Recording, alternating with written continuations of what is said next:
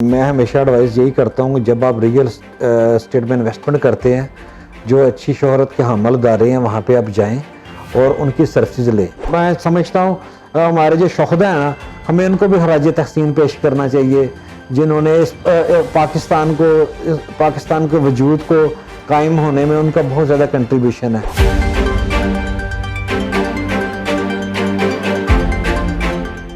السلام علیکم ناظرین، میں ہوں نظر حسین محبوب اور آپ دیکھ رہے ہیں چیلنج ٹائم ٹی وی. ناظرین، کسی بھی ملک کی اکانومی کا بیشتر انحصار اس کی ریئل اسٹیٹ انڈسٹری پہ ہوتا ہے. بے شمار ایسے ممالک ہیں جن کے جی ڈی پی کا ایک کثیر حصہ ریئل اسٹیٹ کی مد میں پورا ہوتا ہے. پاکستان میں ریئل اسٹیٹ کی کیا کنڈیشن ہے اور ریئل اسٹیٹ کے بزنس کو کس نظر سے دیکھا جاتا ہے، اس سلسلے میں دیے گئے ترتیب آج کے اس پروگرام میں ہمارے ساتھ موجود ہیں گوہر سعید باجوہ. گوہر سعید باجوہ ریئل اسٹیٹ کا ایک گہرا مشاہدہ رکھتے ہیں اور باجوہ اسٹیٹ ایڈوائزر کے چیف ایگزیکٹو ہیں. آئیے آپ سے ملاتے ہیں، ان سے گفتگو کا آغاز کرتے ہیں. السلام علیکم جناب باجوہ صاحب. وعلیکم السلام. آپ کی تشریف آوری کا بہت شکریہ، آپ تشریف لے کے آئے. بھائی صاحب، ریئل اسٹیٹ کا بزنس کرنے کے لیے کیا کرائٹیریا ہونا چاہیے اور اس ضمن میں کیا کہیں کوئی رجسٹریشن ہوتی ہے اور کون کون سے ادارے اس کے چیک اینڈ بیلنس کو دیکھتے ہیں؟ اگر کسی ڈیلر کی کوئی کمیشن کہیں کوئی ڈوب جاتی ہے یا کوئی نہیں دیتا تو as a matter of right وہ کہاں کلیم کر سکتا ہے؟ جی پلیز. ریئل اسٹیٹ جو ہے نا یہ پاکستان میں ایک نا انڈسٹری کا درجہ اختیار کر چکی ہوئی ہے. پاکستان کی بیک بون ہے ریئل اسٹیٹ سیکٹر سے. یہاں بہت زیادہ ریونیو جنریٹ ہوتا ہے آپ کو، ٹھیک ہے. اور میں ہمیشہ ایڈوائز یہی کرتا ہوں کہ جب آپ ریئل اسٹیٹ میں انویسٹمنٹ کرتے ہیں جو اچھی شہرت کے حامل ادارے ہیں وہاں پہ آپ جائیں اور ان کی سروسز لیں.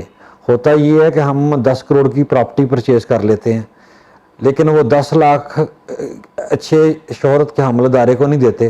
اگر ہم 10 لاکھ روپے ان کو دیں تو وہ آپ کو گائیڈ لائن دیں، آپ کی اچھی جگہ پہ انویسٹمنٹ کروائیں. ہم 10 لاکھ وہ بچانے کے لیے 10 کروڑ ڈبو دیتے ہیں، ٹھیک ہے نا. لیکن اس میں یہ ہے کہ آپ کو ہمیشہ جو اچھی کنسلٹنسی لینی چاہیے، اچھی ایڈوائس لینی چاہیے. اچھی شہرت کے جو حامل ادارے ہیں وہاں پہ جائیں اور ان کی گائیڈنس سے آپ جو ہے ریئل اسٹیٹ میں انویسٹمنٹ کریں. اس وقت ریئل اسٹیٹ کی پرائسز بہت نیچے آ چکی ہوئی ہیں، ڈسکاؤنٹڈ ریٹس پہ آپ کو چیزیں مل رہی ہیں. یہ بہت اچھا ہے انویسٹمنٹ کے لیے ٹائم ہے. آپ یہاں پہ اس وقت نئے انویسٹر کے لیے بہت چارم ہے کہ وہ یہاں پہ اس وقت انویسٹمنٹ کرے. اور خاص کر ابھی یہ جو نیا سیٹ اپ جو مسلم لیگ نون کی گورنمنٹ آ رہی ہے یہ ریئل اسٹیٹ کو بہت زیادہ پروموٹ کرتی ہے. فیروزپور روڈ پہ کافی زیادہ پروجیکٹ نئے ہیں. ایل ڈی اے سٹی ایک بہت بڑا پروجیکٹ آ رہا ہے بلکہ آ چکا ہوا ہے. اس کے علاوہ ڈی ایچ اے فیز 10 بہت بڑا میگا پروجیکٹ ہے جو فیروزپور روڈ پہ آ رہا ہے. اور ریئل اسٹیٹ کو ہمیشہ یہ جو نئی مسلم لیگ نون ہے میاں صاحبان انہوں نے ہمیشہ ان کو لوگوں کو اپنا اکاموڈیٹ کیا ہے. اور ریئل اسٹیٹ میں ابھی بھی بہت چارم ہے آپ کو. میں چاہتا ہوں کہ this is the best time for investment point of view. And جو نئے اپنا ہیں انویسٹر ان کے لیے اٹریکٹیو ریٹس ہے اس وقت ریئل اسٹیٹ میں. بھائی صاحب، اس وقت آپ کن ہاؤسنگ سوسائٹیز کو ریفر کریں گے؟ کن ہاؤسنگ سوسائٹی میں انویسٹمنٹ کے لیے بہترین مواقع موجود ہیں جہاں اس کی انویسٹمنٹ محفوظ بھی ہو اور وہ اس سے منافع بھی حاصل کرے؟ اس وقت میں ایڈوائز کرتا ہوں آپ سینٹرل پارک ہاؤسنگ اسکیم ہے، یہ پام سٹی جہاں پہ آپ اس وقت تشریف فرمائیں، یہ بہت اچھی انویسٹمنٹ کے لیے ہے. بحریہ نشیمان میں آپ انویسٹمنٹ کریں. اور ڈی ایچ اے فیز 10 جو ہے نا اس کی فائلز ابھی تقریباً اس وقت 95 کے راؤنڈ بورڈ چل رہی ہیں. یہ بہت اچھی ٹائم ہے اس وقت ڈی ایچ اے فیز 10 میں انویسٹمنٹ کے لیے. کنال کی فائل اگر آپ تھوڑا سا ویٹ کریں گے تو کنال کی فائل پلاٹ میں کنورٹ ہو جائے گی آفٹر بیلٹنگ، تو پھر اس کے ریٹ بھی کافی بڑھ جائیں گے اور آپ کو ڈی ایچ اے میں آپ کو ایک اچھا ٹائم ہے اس وقت یہاں پہ آپ کو. جی. اور اس وقت جو فیروزپور روڈ جو ہے نا پورا فیروزپور روڈ یہ ہاؤسنگ سیکٹر کا ایک نا مرکز بننے جا رہا ہے، ٹھیک ہے نا. جس میں ایل ڈی اے سٹی بہت بڑا میگا پروجیکٹ ہے. 1 لاکھ سے زائد پلاٹس یہاں پہ ہیں. اور جو ڈی ایچ اے اپنا فیز 10 آ رہا ہے وہ بھی فیروزپور روڈ کے اوپر آ رہا ہے. سینٹرل پارک ہاؤسنگ اسکیم میں 25-30 ہزار پلاٹ ہیں، ٹھیک ہے نا.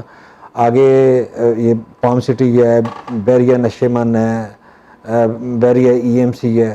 یہاں پہ کافی زیادہ میں سمجھتا ہوں کہ ابھی کوشن ہے یہاں پہ نئے انویسٹر کے لیے، کافی اٹریکشن ہے، کافی چارم ہے. آپ ابھی فیروزپور روڈ کو، یہ سینٹرل پارک، پام سٹی، ویرین، ایشیمان، ان اسکیموں میں آپ انویسٹمنٹ کر سکتے ہیں. یہ اچھی فروٹفل رہیں گی آپ کے لیے، اور اسپیشلی جو لانگ ٹرم کے لیے کرنا چاہ رہے ہیں ان کے لیے ڈی ایچ اے فیز 10 سب سے بیسٹ ہے. سینٹرل پارک میں یا پام سٹی میں آپ کو ہر اسٹریٹ پہ نیبر روڈ ملتا ہے. یہ جو لوگ رہنے کے لیے بہت اچھی اسکیم ہے. پام سٹی میں بجلی انڈر گراؤنڈ ہے، ٹھیک ہے نا، اور پام سٹی گیٹڈ کمیونٹی ہے، ٹھیک ہے، اور سب سے بڑی گرینڈ ماسک بنی ہوئی ہے یہاں پہ. اور سب سے جو ہے وہ کتنے سائز میں ہے؟ یہاں پہ 3.5 مرلہ جو ہے سے شروع ہوتی ہے، 5 مرلہ ہے، 8 مرلہ ہے، 10 مرلہ ہے، ٹھیک ہے نا. اور اس میں ہر کیٹیگریز کے کنال نہیں ہے، میکسیمم اس میں 10 مرلہ ہی ہے، ٹھیک ہے نا. لیکن ساتھ جو ہمارے نیبرہڈ میں اسکیم ہے سینٹرل پارک، وہاں پہ 5 مرلہ، 10 مرلہ، کنال، 2 کنال سارے اویلیبل ہیں، ٹھیک ہے. اور وہاں پہ بھی اس وقت یہاں پہ ابھی اختر سید میڈیکل، یہ 7 مرے آ گیا ہے میڈیکل کالج. اگر راشد الطیف میڈیکل کالج ہے سینٹرل پارک میں، central park housing medical college ہے. تو یہاں پہ ابھی ایل جی ایس اسکول بھی سینٹرل پارک میں آ چکا ہوا ہے. تو یہ ابھی فیوچر میں نا یہ سارا ہب بننے جا رہا ہے، یہ فیروزپور روڈ جو ہے نا رہائشی پوائنٹ آف ویو سے.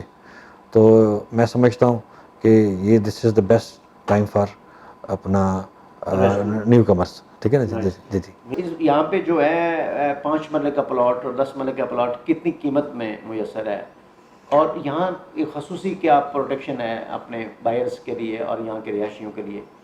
یہاں پہ جو ہے سارے پلاٹ آن گراؤنڈ ہیں، اور آپ فوراً وہاں پہ کنسٹرکشن کر سکتے ہیں. اور سب سے جو بڑی بات ہے یہ اسکیم ایل ڈی ایس سے اپرووڈ ہے. اور یہاں پہ جو بندے لمسم پیمنٹ پہ نہیں لے سکتے ان کے لیے ہم نے 3 ایئرس پلان کا انسٹالمنٹ پلان رکھا ہوا ہے. اور 3 سال کی سانک ساتھ کے اوپر آپ اپنے گھر کے مالک بن سکتے ہیں. ہر جو آدمی ہوتا ہے اس کا نا ایک اپنا گھر، اس کا ایک ڈریم ہوتا ہے، ٹھیک ہے نا. تو یہ palm city where dreams comes true, ٹھیک ہے نا. تو دس از دا بیسٹ اسکیم جہاں پہ آپ کو ایزی انسٹالمنٹ پہ، جی جی، بڑا پیسفل ہے. اور میں خود ڈی ایچ اے میں رہتا ہوں، لیکن میرا کبھی دل کرتا ہے یہاں پہ میں یہاں پہ گھر بناؤں. لیکن بچوں کی ایجوکیشن کا اگر مسئلہ نہ ہو، میرا بیٹا ماشاءاللہ پائلٹ بن رہا ہے، بیٹی میری ڈاکٹر بن رہی ہے، تو اگر ان کی ایجوکیشن کا مسئلہ نہ ہو تو میں بھی ان کو اسی اسکیم میں پریفر کروں رہنا ہے. 10 مرلے کا پلاٹ کتنے کا ہے یہاں پہ 10 مرلے کا پلاٹ، 10 مرلے کا جو پلاٹ ہے نا وہ تقریباً 90 لاکھ سے لے کے 1 کروڑ کی بریکٹ میں ہے.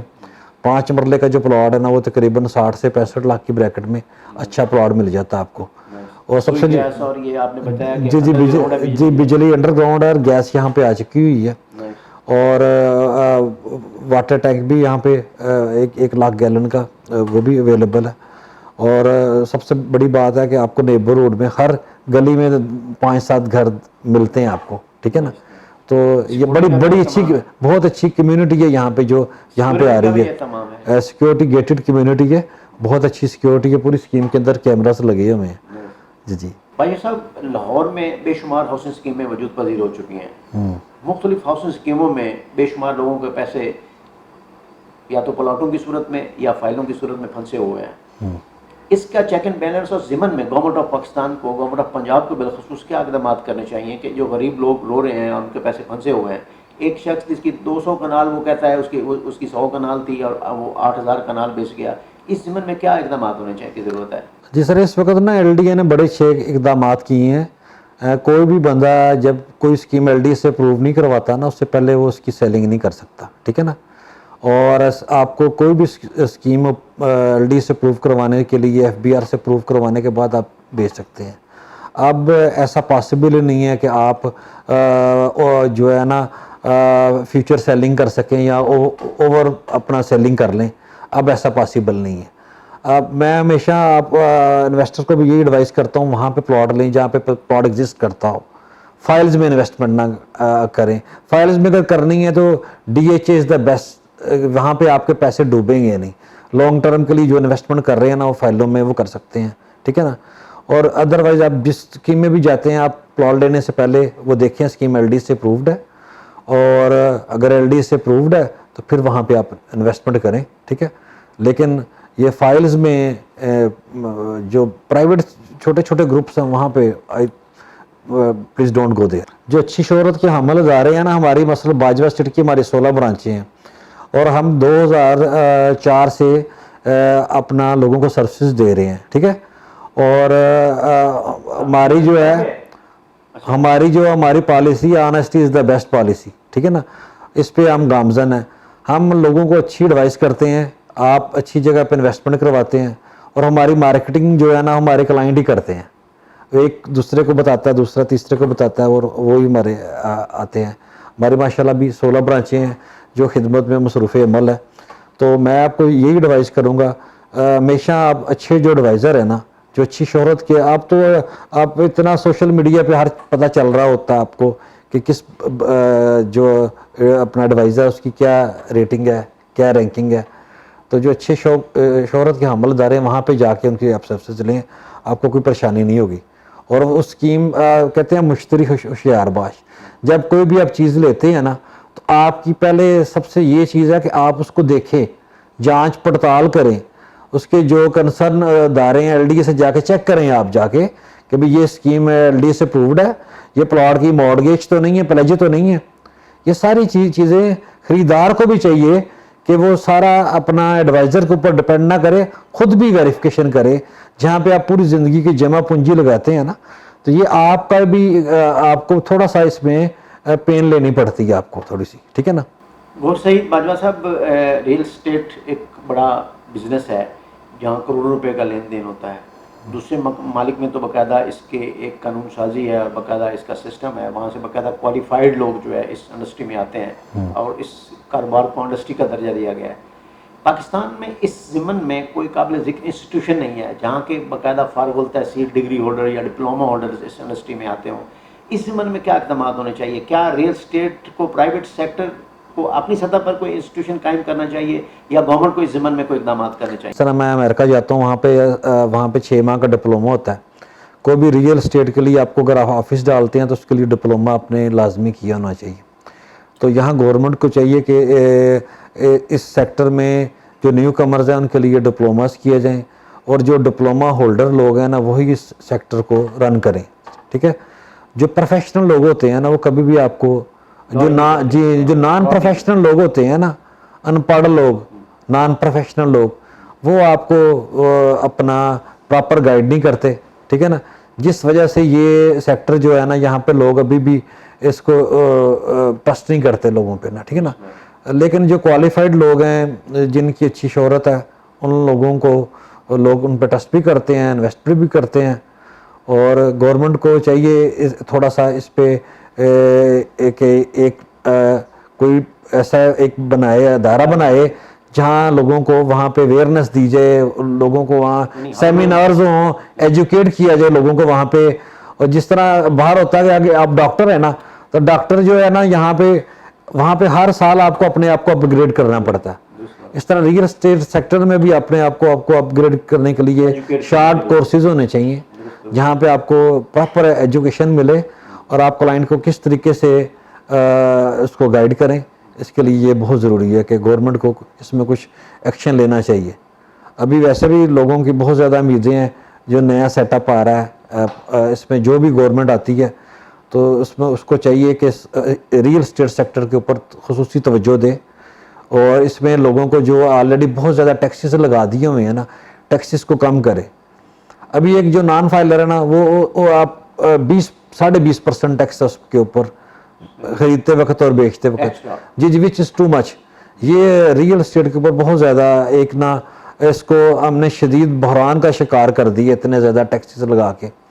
تو میری ایڈوائز یہی ہے جو بھی نیا سیٹ اپ بنتا ہے اس کو چاہیے کہ اس پہ ان ٹیکسز کو تھوڑا سا ریڈیوس کرے, اور عام لوگوں کو اٹریکشن دینے کے لیے تھوڑی سی لوگوں کو ہمیں ریلیف دینا پڑے گی.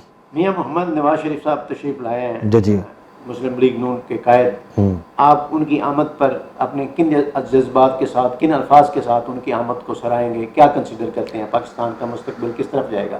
پاکستان کا جو مستقبل ہے بڑا روشن ہے. اس میں سب سے جو بڑی بات ہے، جو نوجوان ہیں ان کو میں کہوں گا کہ بالکل مایوس نہ ہو. نوجوان ہر بندہ باہر جا رہا ہے. پاکستان میں بہت زیادہ پوٹینشیل ہے.